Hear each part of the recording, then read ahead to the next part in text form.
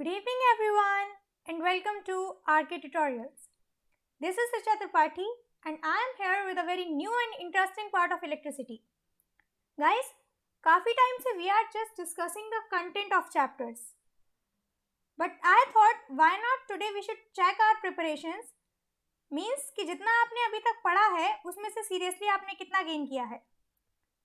So first of all, before we start, let me tell you one thing कि जिन बच्चों को इस video के सारे क्वेश्चंस आते होंगे तो आई गारंटीड उनका साइंस बोर्ड में इलेक्ट्रिसिटी चैप्टर का एक भी क्वेश्चन छूटने वाला नहीं है. Okay, so all the very best. Just give your 100% to try all the questions. बाकी हम भी आपके साथ ही हैं and we are going on to discuss each and every question with you. So are you ready?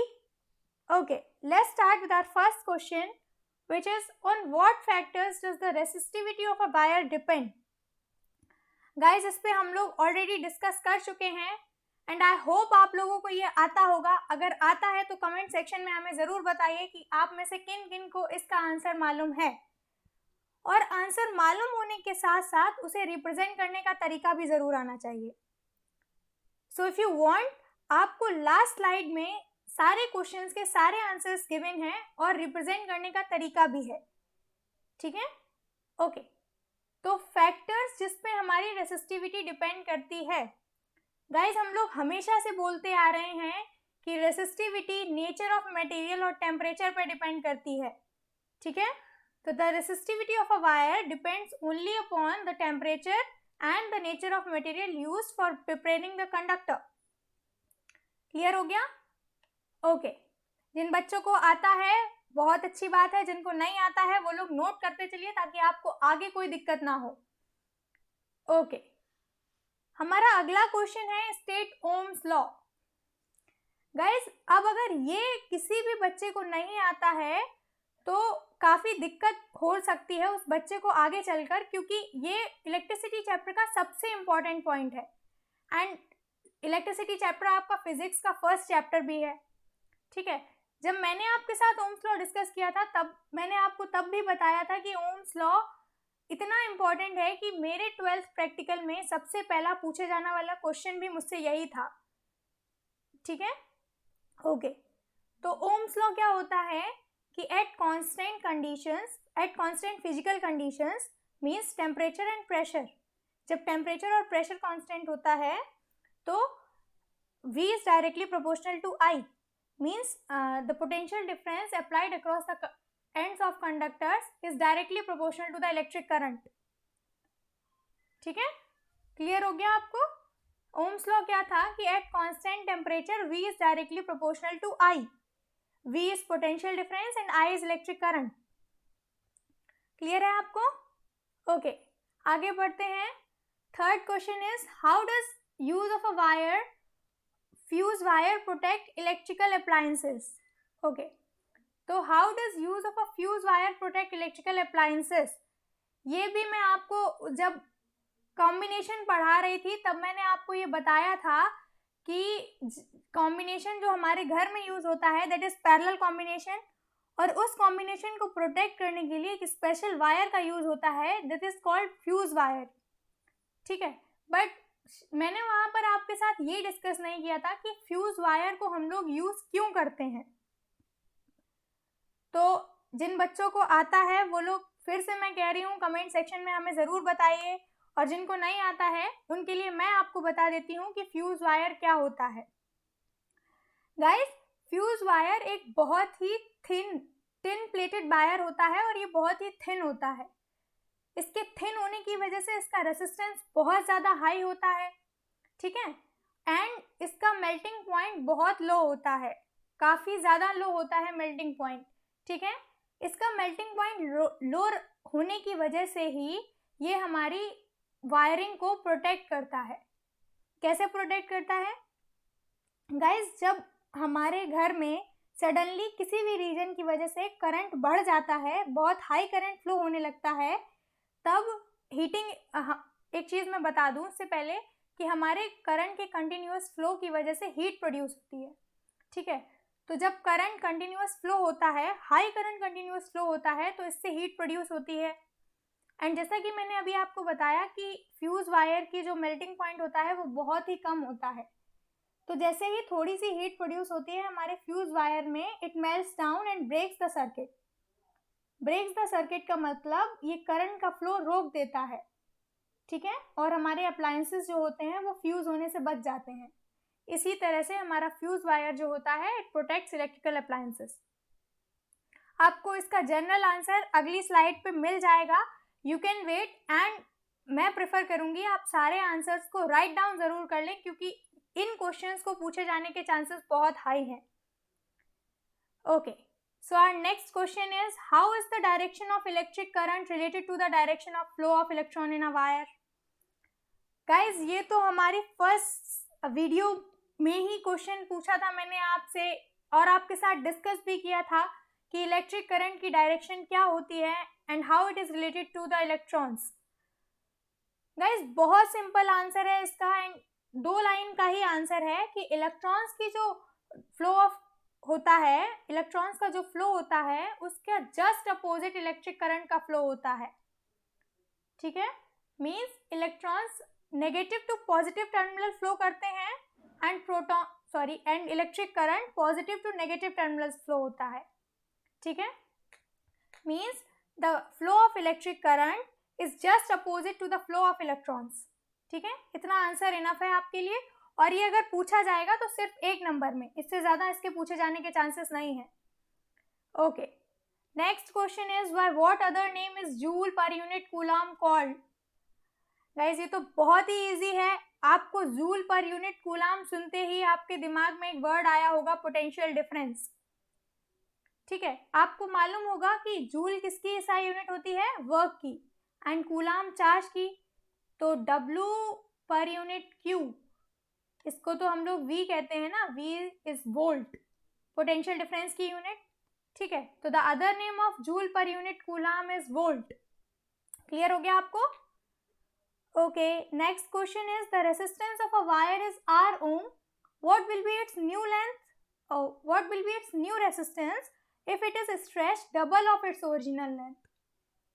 Okay, तो ये थोड़ा सा ट्रिकी क्वेश्चन है एंड लेट्स सी कि किस किस को ये आता है। जिसको जिसको आंसर आ गया है और आता है वो कमेंट सेक्शन में हमें ज़रूर बताइए। ओके, तो सबसे पहले तो फैक्टर्स डिस्कस कर लेते हैं जिस पर रेसिस्टेंस डिपेंड करता है।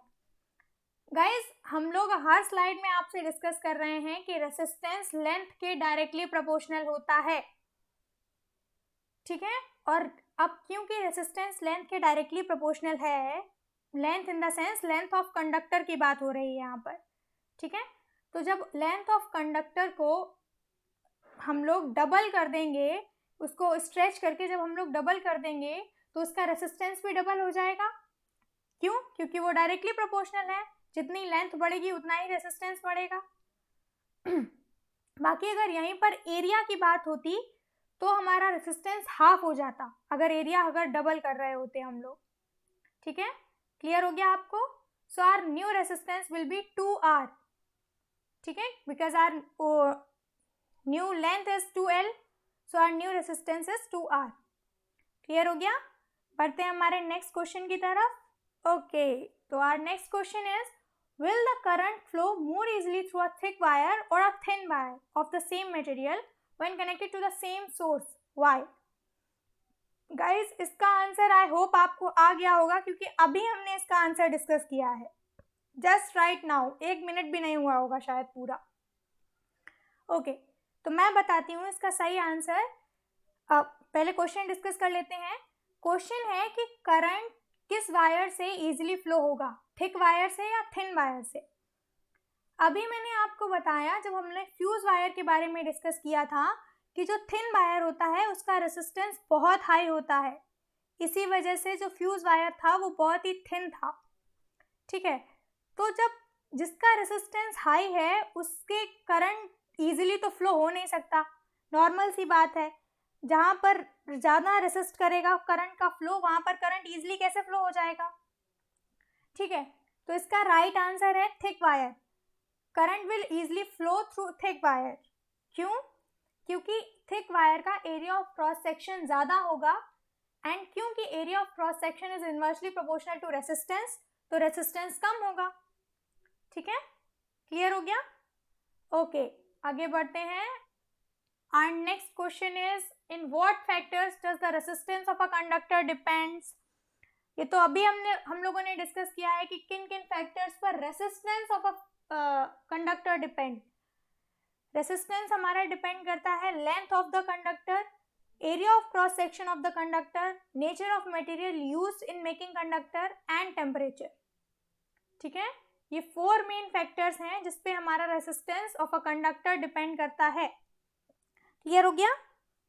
ओके ओके, सो हमारा नेक्स्ट क्वेश्चन जो है that is not theoretical question, ये क्वेश्चन न्यूमेरिकल है। ठीक है, इसका आंसर हमने आपको गिवन नहीं किया है, हमने सिर्फ इसको सॉल्व करने का तरीका आपको आगे अगली स्लाइड पे बताया है और अभी भी हम आपके साथ डिस्कस करेंगे। आंसर हमने आपको इसका इसलिए नहीं दिया है क्योंकि हम लोग चाहते हैं कि आप इसको खुद से सॉल्व करें और इसका आंसर आप हमें कमेंट सेक्शन में बताएं। बट अगर आपको इसका आंसर नहीं आ रहा है तो भी आप हमें बताएं, हम आपको नेक्स्ट वीडियो में इसका आंसर ज़रूर बताएंगे। ठीक है, ओके, तो चलिए पहले क्वेश्चन डिस्कस कर लेते हैं। क्वेश्चन डिस्कस करने से पहले गाइज मैंने आपको एक चीज़ बोली थी कि कोई भी न्यूमेरिकल हो सबसे पहले you can go through it's given. तो यहाँ पर हमें क्या क्या गिवन है कि length of wire, diameter of wire and resistance of wire. हमें फाइंड करना है रेसिस्टिविटी। क्लियर हो गया? तो अब सेकेंड चीज़ मैंने आपको बोली थी कि जो जो गिवन है हमें सबसे पहले उसको उसकी स्पेसिफिक यूनिट्स में चेंज कर लें। मीन्स लेंथ को मीटर में कर लें, एरिया को मीटर स्क्वायर में कर लें एंड रेसिस्टेंस को ओम में कर लें। ठीक है, तो लेंथ है हमारी 120 सेंटीमीटर। सेंटीमीटर से मीटर में कन्वर्ट करने के लिए 120 इंटू 10⁻⁻²। ठीक है, ये हो जाएगा 120 इंटू 10⁻⁻² मीटर लेंथ हो गई हमारी। एरिया ऑफ क्रॉस सेक्शन है 0.04 मिलीमीटर। ठीक है, sorry not area of cross section, it's diameter. तो डायामीटर से एरिया ऑफ क्रॉस सेक्शन में कन्वर्ट करने के लिए सबसे पहली बात कि इसके एरिया का फॉर्मूला होगा πr²। ठीक है, तो इससे पहले रेडियस निकाल लीजिए। रेडियस निकालने के लिए 0.04/2।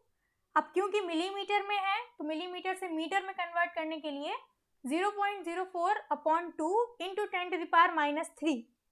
ठीक है, ये है हमारी रेडियस। इससे आप एरिया निकालिए a एंड देन इसको आप पुट कर दीजिए formula r is equal to ρl/a। Resistance given है, लेंथ गिवन है, area of cross section given है। ठीक है, रेसिस्टिविटी आ जाएगी। स्टिल अगर नहीं आंसर आ रहा है आप हमें कमेंट सेक्शन में ज़रूर बताइए, हम आपको नेक्स्ट वीडियो में इसके आंसर्स भी दे देंगे। Okay, next question is, if n resistors each of resistance R are connected in series in a circuit, what is the total effective resistance of the circuit?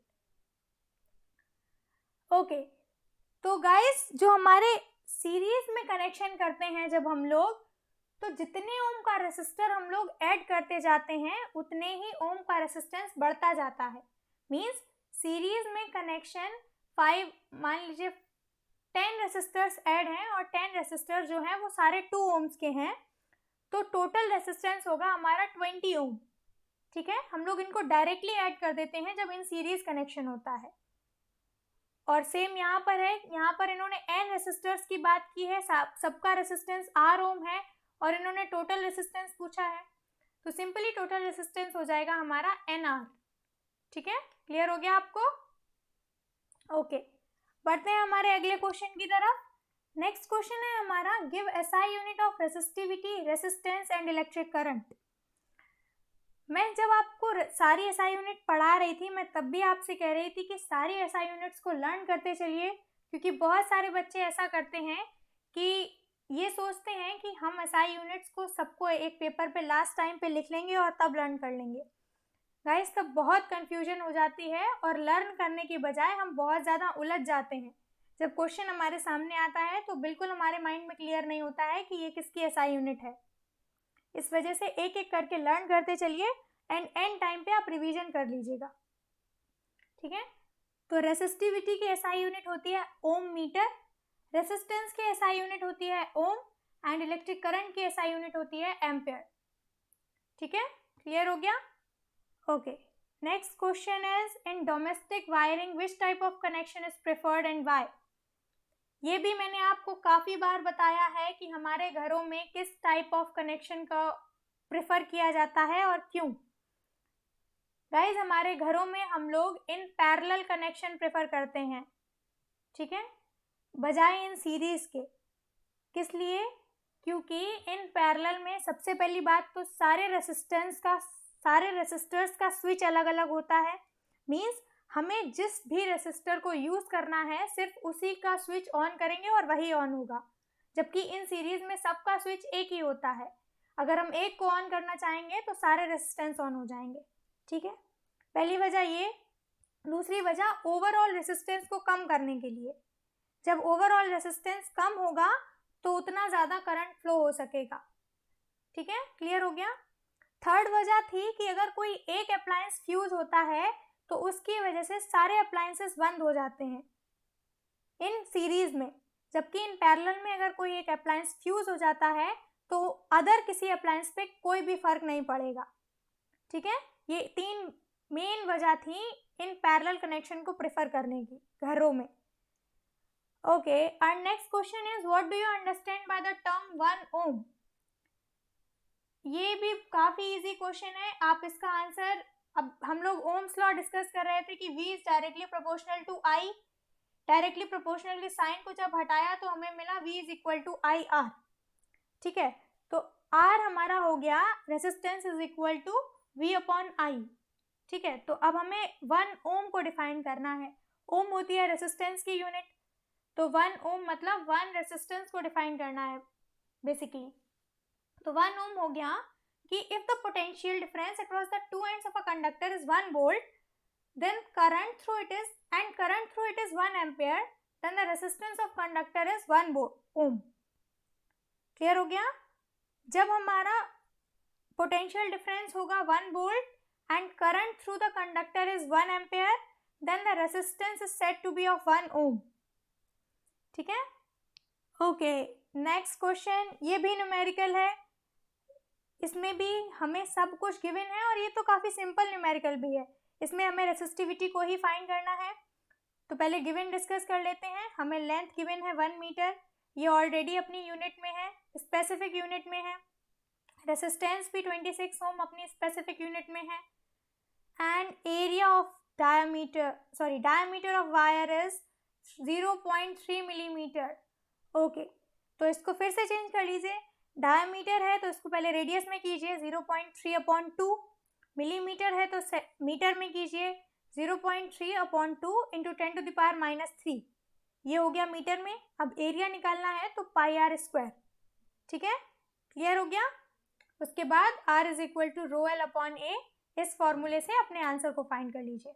Answer आ जाता है तो बहुत अच्छी बात है, नहीं आता है तो बिल्कुल परेशान मत होइए। हम इसके आंसर्स, इनफैक्ट इन दोनों क्वेश्चन के आंसर्स आपके साथ नेक्स्ट वीडियो में डिस्कस करेंगे।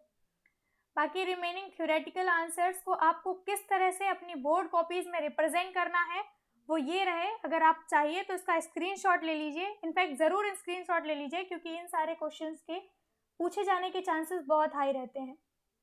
ठीक है, आप लोगों को बिल्कुल इसी तरह से जब आप लोग रिप्रेजेंट करेंगे तो आप लोग एक्सपेक्ट कर सकते हैं कि आपको पूरा मार्क्स मिलेंगे उस क्वेश्चन के। ठीक है, ये resistivity according to Ohm's law को इस तरह से रिप्रेजेंट कर दीजिए। ये फ्यूज वायर का था, मैंने बताया भी था। ये fuse wire is a short length of tin plated copper wire having low melting point. Due to of its thinness it has higher resistance. ठीक है, next direction of electric current, other name of joule and coulomb.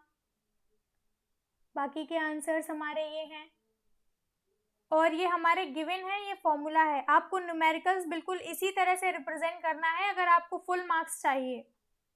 ठीक है, क्योंकि काफ़ी बार ऐसा होता है, बच्चे कहते हैं कि हमारा आंसर भी सही आ गया था, हमने न्यूमेरिकल पूरा कर लिया था, स्टिल हमें पूरे नंबर नहीं मिले।